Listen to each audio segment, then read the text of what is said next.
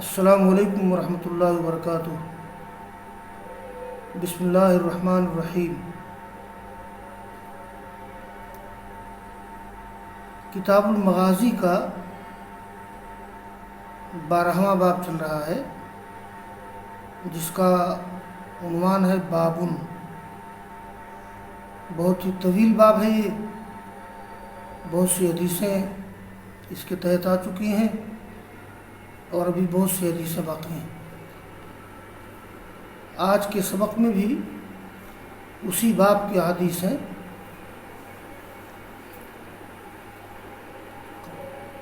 قال امیر المومنین فی الحدیث محمد بن اسماعیل البخاری رحمہ اللہ قال حدثنا یحیی بن بکیر قال حدثنا اللیث عن عقیل عن ابن شہاب اخبرنی محمود بن الربیع ان اتبان بن مالک وکان من اصحاب النبی صلی اللہ علیہ وسلم ممن شہد بدرا من الانصار انه اتی رسول اللہ صلی اللہ علیہ وسلم۔ اس حدیث میں اتبان بن مالک انصاری رضی اللہ تعالیٰ عنہ کا ذکر کیا گیا ہے۔ ایک لمبی حدیث کا ٹکڑا ہے، لیکن امام بخاری کو بس اس سے مطلب ہے کہ یہ ان لوگوں میں تھے جو غزوہ بدر میں حاضر تھے۔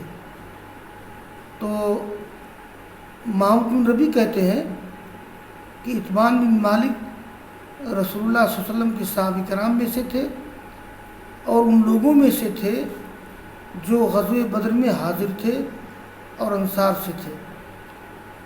وہ آپ کے پاس آئے۔ اب اس کے بعد پھر لمبی حدیث ہے، امام بخاری نے اس کا ذکر اپنے موقع پر کیا ہے، اور دوسری حدیث بھی اسی سے متعلق ہے۔ امام بخاری نے اس لیے اس کا ذکر کیا ہے تاکہ پہلی حدیث کی توثیق و تصدیق ہو جائے۔ دیکھیے، قال حدثنا احمد وابن صالح قال حدثنا عنبسہ قال حدثنا یونس قال ابن شہاب ثم سألت الحسین ابن محمد وهو احد بنی سالم وهو من سراتهم عن حدیث محمود بن الربیع عن اتبان بن مالک فصدقہ۔ یہ سرات واحد سری کی مختلف معنی ہیں۔ یہاں معنی ہے صاحب شرف و مجد، شریف آدمی، سخی آدمی، سردار۔ ابن شہاب زہری کہتے ہیں کہ میں نے پوچھا حسین بن محمد سے جو بنو سالم میں سے ایک ہیں اور وہ بنو سالم کے بڑے لوگوں میں سے تھے، بنو سالم کے سرداروں میں سے تھے۔ کیا پوچھا حسین بن محمد سے؟ محمود بن ربیع کی حدیث کے بارے میں، اتبان بن مالک کے سلسلے میں جو روایت پہلے گزری ہے۔ تو حسین بن محمد نے اس کی تصدیق کی۔ یہ امام بخاری نے اس کا ذکر کیا ہے محض گزشتہ حدیث کی توثیق و تصدیق کے لیے۔ آگے کی ایک حدیث ہے، قال امیر المومنین فی الحدیث قال حدثنا ابو الیمان قال اخبرنا شعیب عن الزہری قال اخبرنی عبداللہ بن عامر بن ربیعہ وکان من اکبر بنی عدی وکان ابوہ شہید بدرا مع نبی صلی اللہ علیہ وسلم ان عمر استعمل قدامة بن مظعون البحرین وکان شہید بدرا وهو خال عبداللہ بن عمر وحفصة رضی اللہ عنہ۔ یہ اس حدیث میں قدامہ بن مظعون کا ذکر کیا گیا ہے کہ قدامہ بن مظعون بھی ان لوگوں میں شامل تھے جو غزوہ بدر میں شریک تھے۔ دیکھیے، یہ ابن شہاب زہری کہتے ہیں کہ مجھے خبر دی عبداللہ بن عامر بن ربیعہ نے، اور یہ وکان من اکبر بنی عدی، اور یہ بنو عدی کے بڑے لوگوں میں سے تھے، اور ان کے باپ غزوہ بدر میں حاضر تھے اللہ کے رسول کے ساتھ۔ یہ گویا عبداللہ بن عامر بن ربیعہ کی روایت ہے۔ تو عامر بن ربیعہ بھی غزوہ بدر میں حاضر تھے۔ تو عبداللہ بن عامر بن ربیعہ کہتے ہیں کہ عمر رضی اللہ تعالیٰ عنہ نے قدامہ بن مظعون کو عامل بنایا، بحرین کا، یعنی بحرین کا گورنر عامل بنایا، وکان شہید بدر، اور یہ غزوہ بدر میں حاضر تھے۔ اور یہ قدامہ بن مظعون عبداللہ بن عمر اور حفصہ کے ماموں تھے۔ وہ خال کے معنی ماموں، وہ خال عبداللہ بن عمر و حفصہ رضی اللہ عنہم، یہ عبداللہ بن عمر اور حفصہ کے ماموں تھے۔ تو اس حدیث میں عامر بن ربیعہ اور قدامہ بن مظعون کا تذکرہ کیا گیا ہے، جو غزوہ بدر میں شریک ہونے والوں میں سے تھے۔ آگے کی ایک روایت ہے، اور اس میں بھی یہ میں متن پڑھ دیتا ہوں۔ قال الامام بخاری رحمہ اللہ قال حدثنا عبداللہ بن محمد بن اسماء قال حدثنا جویریہ عن مالک عن الزہری ان سالم بن عبداللہ اخبرہ قال اخبر رافع بن خدیج عبداللہ بن عمر ان عمیہ وکانا شہدا بدرا اخبرہ ان رسول اللہ صلی اللہ علیہ وسلم نہا عن کرائے المزار قلت لسالم فتکریہ انت قال نعم ان رافعا اکثر علی نفسہ۔ یہ سالم بن عبداللہ نے خبر دی ابن شہاب زہری کو، وہ کہتے ہیں کہ خبر دی رافع بن خدیج نے عبداللہ بن عمر کو، رافع بن خدیج نے عبداللہ بن عمر کو بتایا ان عمی ہے کہ ان کے دو چچا تھے، وکانا شہدا بدرن، اور یہ دونوں غزوہ بدر میں حاضر تھے۔ بس رافع بن خدیج کے دو چچا کا غزوہ بدر میں حاضر ہونا، یہ اس حدیث کا مقصد ہے۔ اور یہ ان کے چچا کون تھے، تو اس کا ذکر ہوا ہے کتاب المزارعہ میں۔ ان کے چچا کا نام تھا ظہیر اور مظہر یا مظہر۔ تو انہوں نے بتایا کہ ہمارے دونوں چچا غزوہ بدر میں حاضر تھے۔ تو اخبرہ ہو، ان دونوں نے بتایا کہ رسول اللہ صلی اللہ علیہ وسلم نے روکا ہے ان کرائے المزار، مزار واحد مزرعۃ، کھیت کو کرایہ پر دینے سے۔ تو میں نے سالم سے کہا، ابن شہاب زہری کہتے ہیں، میں نے سالم سے کہا فتکریہ انت، آپ تو زمین کو کرائے پر دیتے ہیں؟ کہا کہ ہاں میں تو دیتا ہوں۔ ان رافعا اکثر علی نفسہ، رافع نے اپنے اوپر کچھ زیادہ ہی لاگو کر دیا، یعنی رافع نے جو حدیث سنی تھی اللہ کے رسول سے، رافع بن خدیج سے اصل میں روایت ہے کہ نہا رسول اللہ صلی اللہ علیہ وسلم ان کرائے المزار، آپ نے روکا ہے کھیت کو کرائے پر دینے سے۔ اصل میں اس حدیث کا جو مفصل متن ہے اس میں ذکر کیا گیا ہے کہ اگر کسی آدمی کے پاس زیادہ کھیت ہو تو کرائے پر دینے سے بہتر یہ ہے کہ وہ اپنے بھائی کو دے دے یا خود کرے۔ تو اس حدیث میں ایک مستحب اور اخلاقی تعلیم دی گئی ہے، ورنہ مطلق طور پر کھیت کو کرائے پر دینا ممنوع نہیں ہے۔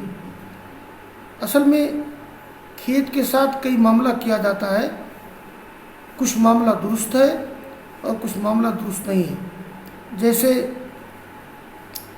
کھیت کو کرائے پر دینا، دینار و درہم یا روپے کے بدلے میں، یہ بالاتفاق درست ہے. اور کھیت کو بٹائی پر دینا، یعنی بٹائی میں جو بھی طے ہو جائے، بٹائی میں جو شرطیں ہو جائیں، کھیت کو بٹائی پر دینا کہ بھائی زمین کا مالک کسی کو اپنا کھیت دے دے اور وہ کھیتی کرے، اور جو بھی طے ہو جائے کہ بھائی زمین کے مالک کو 1/2 1/3 ملے گا، اور سینچائی کا پیسہ کون دے گا اور بیج کا پیسہ کون دے گا، یہ سب طے ہو سکتا ہے، یہ بھی درست ہے. کھیت کو بٹائی پر دینے کی ایک شکل ناجائز ہے کہ جیسے آدمی کھیت کو بٹائی پر دے اور کہے کہ اس کھیت میں جو اتر والا حصہ ہے یا دکن والا حصہ ہے یا جو حصہ اپجاؤ ہے اس کا غلہ میں لوں گا اور بقیہ غلہ کھیتی کرنے والا لے گا. یہ درست نہیں ہے، یعنی یہ طریقہ کھیت کی بٹائی کا صحیح نہیں ہے. البتہ اگر یہ شکل ہو کہ بھائی ایک بڑا سا کھیت ہے، اس پورے کھیت میں جو بھی پیدا ہو تو 1/2 یا 1/3 مالک کو ملے گا، باقی کھیتی کرنے والے کو ملے گا. خلاصہ کلام یہ ہے کہ کھیت کو کرائے پر دینا یا کھیت کو بٹائی پر دینا یہ درست ہے. ابن شہاب زہری کہتے ہیں کہ جب رافع بن خدیج نے بیان کیا کہ اللہ کے رسول نے روکا ہے کھیت کو بٹائی پر دینے سے، تو میں نے سالم سے کہا کہ فتکری انت، آپ تو کرائے پر دیتے ہیں؟ کہا کہ ہاں کرائے پر دینا درست ہے. ان رافعا اکثر علی نفسی، رافع بن خدیج نے اپنے اوپر کچھ زیادہ ہی بوجھ ڈال دیا ہے. یعنی رسول اللہ صلی اللہ علیہ وسلم کی اخلاقی تعلیم تھی، آپ نے اخلاقی طور پہ اجتماعی طور پہ کہا تھا. اس حدیث کا جو متن ہے اس حدیث سے یہ بات معلوم ہوتی ہے کہ آپ نے مطلقاً ممانعت نہیں کی ہے. آپ نے یہ بات کہی ہے کہ کھیت کو کرائے پر دینے سے بہتر یہ ہے کہ آدمی خود کھیتی کرے یا اپنے بھائی کو یوں ہی دے دے. تو رافع بن خدیج سے جو روایت ہے اس روایت میں کرائے پر دینے کی ممانعت نہیں ہے، بس یہ ہے کہ اخلاقی تقاضا یہ ہے، مستحب یہ ہے کہ آدمی کے پاس زمین اگر زیادہ ہے تو اپنے بھائی کو یوں ہی دے دے، کرائے نہ لے. یہ دوسری بات ہوئی. رہا زمین کو کرائے پر لینا، کرائے پر لینا دینا یہ درست ہے. آگے کی روایت ہے کہ یہ قال حدثنا آدم قال حدثنا شعبۃ عن حسین بن عبد الرحمن قال سمعت عبد الله بن شداد بن الحاد الليثي قال رأيت رفاعة بن رافع الانصاری وكان شهد بدرا. یہ رافع بن خدیج انصاری رضی اللہ تعالیٰ عنہ کے لڑکے تھے رفاعہ. یہ رفاعہ بھی غزوہ بدر میں حاضر تھے. ان کا تذکرہ پچھلے کسی باب میں آیا ہے. اور وقال حدثنا عبدان قال اخبرنا عبد الله قال اخبرنا معمر ويونس الزهري عن عروة بن الزبير انه اخبره ان المسور بن مخرمة اخبره ان عمرو بن عوف وحليف لبني عامر بن لؤي وكان شهد بدرا مع النبي. ہاں یہ میں نے عرض کیا کہ امام بخاری رحمہ اللہ چھانٹ کر ان حدیث کا ذکر کر رہے ہیں کہ جس میں غزوہ بدر میں کسی کی شرکت کا بیان ہو رہا ہے. اس حدیث کا معاملہ ایسے ہی ہے. دیکھیے یہ ابن شہاب زہری روایت کرتے ہیں عروہ سے. عروہ بن زبیر نے ان کو خبر دی ابن شہاب زہری کو کہ مسور بن مخرمہ نے ان کو خبر دی کہ عمرو بن عوف، یہ عمرو بن عوف جو بنو عامر کے حلیف تھے، یعنی بنو عامر کے دوست تھے، وہاں انفرادی طور پر یا اجتماعی طور پر لوگ ایک دوسرے سے عہد و معاہدہ کر لیتے تھے دوستی کا، تو عمرو بن عوف حلیف تھے بنو عامر کے، وکان شاہدہ بدرن، اور عمرو بن عوف یہ غزوہ بدر میں حاضر تھے اللہ رسول کے ساتھ۔ یہ حدیث میں کیا بات ذکر کی گئی ہے کہ مسور بن مخرمہ نے بتایا کہ عمرو بن عوف نے کہا کہ اللہ کے رسول نے بھیجا ابو عبیدہ بن جراح کو بحرین کی طرف۔ یہ بحرین کے باشندے نصارہ تھے اس وقت، تو رسول اللہ صلی اللہ علیہ وسلم نے ابو عبیدہ بن جراح کو بحرین بھیجا۔ وکان سکان و نصارہ یاتی بجزیتہا، کہ وہ اس کا جزیہ لائیں۔ جب مدینہ میں اسلامی حکومت مضبوط ہو گئی تو رسول اللہ صلی اللہ علیہ وسلم نے اہل کتاب سے جزیہ لیا، بلکہ اہل کتاب کے سامنے پہلے تو آپ نے یہ پیشکش کی کہ وہ اسلام قبول کر لیں، اگر وہ نہیں مانتے تھے تو کہا جاتا تھا کہ جزیہ دیں، اگر جزیہ دے دیتے تھے، اصل میں جزیہ جو ہے ان کی جان و مال کی حفاظت کا معاوضہ ہوتا تھا، اگر جزیہ بھی دینے پہ راضی نہ ہو پھر آپ ان سے جہاد کرتے تھے۔ تو آپ نے بھیجا ابو عبیدہ بن جراح کو بحرین کی طرف جزیہ لانے کے لیے، اور رسول اللہ صلی اللہ علیہ وسلم وکان رسول اللہ صلی اللہ علیہ وسلم ہوا صالح اہل البحرین وعمر علیہم العلاء ابن الحضرمی۔ ہاں، یہ رسول اللہ صلی اللہ علیہ وسلم نے بحرین کے باشندوں سے مصالحت کی تھی اور ان پر علاء ابن حضرمی کو امیر بنایا تھا۔ فقدم ابو عبیدہ بمال من البحرین، تو ابو عبیدہ بحرین سے مال لائے۔ فسمعت الانصار بقدوم ابی عبیدہ فوافوا صلاۃ الفجر مع النبی صلی اللہ علیہ وسلم فلما انصرف تعرضوا له فتبسم رسول اللہ صلی اللہ علیہ وسلم حين رآهم ثم قال اظنكم سمعتم ان ابا عبیدہ قدم بشيء قالوا اجل یا رسول اللہ قال فابشروا واملوا ما يسركم فوالله ما الفقر اخشى عليكم ولكن اخشى ان تبسط عليكم الدنيا كما بسطت على من كان قبلكم فتنافسوها كما تنافسوها وتهلككم كما اهلكم۔ یہ ابو عبیدہ بن جراح رضی اللہ تعالیٰ عنہ جب بحرین سے جزیہ کا سامان مال لائے تو اس وقت مدینہ میں بہت مالداری نہیں تھی، مہاجرین کو انصار کو انتظار رہتا تھا کہ کہیں سے مال آئے، مال غنیمت آ جائے یا جزیہ آ جائے جو ہم لوگوں میں تقسیم کر دیا جائے۔ تو ابو عبیدہ لائے بحرین کا مال، تو سنا انصار نے ابو عبیدہ کے آنے کو کہ ابو عبیدہ آ گئے ہیں۔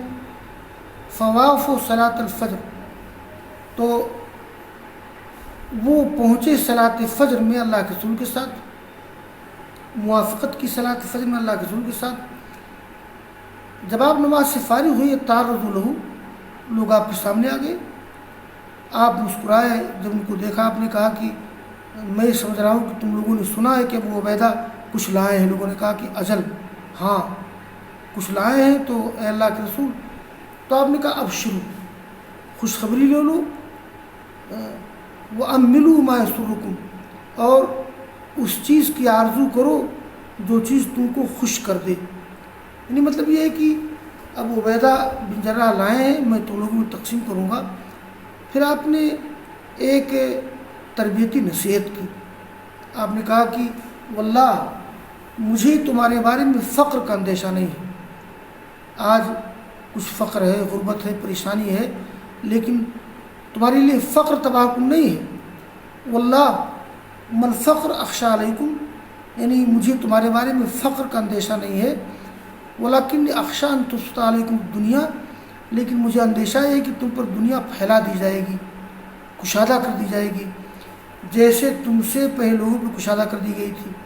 تو تم لوگ دنیا میں ایک دوسرے پر سبقت لے جانے کی کوشش کرو گے، جیسا کہ ان لوگوں نے سبقت لے جانے کی کوشش کی، اور دنیا تم کو ہلاک کر دے گی جیسا کہ ان کو ہلاک کر دیا۔ آپ نے بتایا کہ بھائی فقر باعث ہلاکت نہیں ہے، بلکہ دنیا کے مال و متاع کی کثرت یہ ہلاکت کا سبب ہے، گزشتہ قوم اسی میں ہلاک ہو گئی۔ اس باب کی آخری روایت ہے، یہ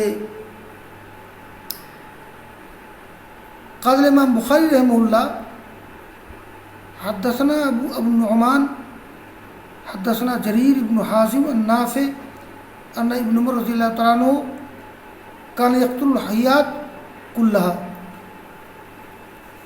حتی حدثوا ابو لبابہ البدری ان النبی صلی اللہ علیہ وسلم نہا من قتل جنان البیوت فامسکانها۔ یہ اس میں ابو لبابہ بدری کا ذکر کیا گیا کہ ابو لبابہ یہ بدری صحابی ہیں، اور پوری بات یہ ذکر کی گئی ہے کہ یہ ابن عمر رضی اللہ تعالیٰ عنہ تمام سانپوں کو قتل کرتے تھے، جتنے سانپ ملتے تھے قتل کرتے تھے، یہاں تک کہ ابو لبابہ بدری نے ان سے بیان کیا کہ رسول اللہ صلی اللہ علیہ وسلم نے روکا ہے یہ گھروں کے سانپوں کو قتل کرنے سے۔ یہ جنان جن کا اس میں جمع ہے، ایک قسم کا سفید سانپ۔ تو ابو لبابہ نے کہا کہ اللہ کے رسول نے روکا ہے من قتل جنان البیوت، یعنی گھروں کے سانپوں کے قتل کرنے سے۔ یہاں جنان مانے سانپ، جنات نہیں، گھروں کے سانپوں کے قتل کرنے سے رک گئے۔ وہ لمبی حدیث ہے جس میں آپ نے ذکر کیا ہے کہ گھروں میں کبھی کبھی جنات سانپ کی شکل میں ہوتے ہیں، تو اگر گھروں میں سانپ ہو تو آدمی ایک دو بار کہہ لے کہ بھائی اگر تم اس گھر کے باشندے ہو تو چلے جاؤ، اور دو تین بار کہنے کے بعد اگر وہ سانپ غائب نہ ہو یا کہیں جائے نہیں اس کو قتل کر دیا جائے۔ یہ ابو لبابہ بدری کی حدیث کا خلاصہ ہے۔ تو اس حدیث کے ذکر کا مقصد یہ ہے کہ ابو لبابہ بدری ہیں، بس آج کا درس یہیں تمام ہوا۔ وآخر دعوانا ان الحمد للہ رب العالمین۔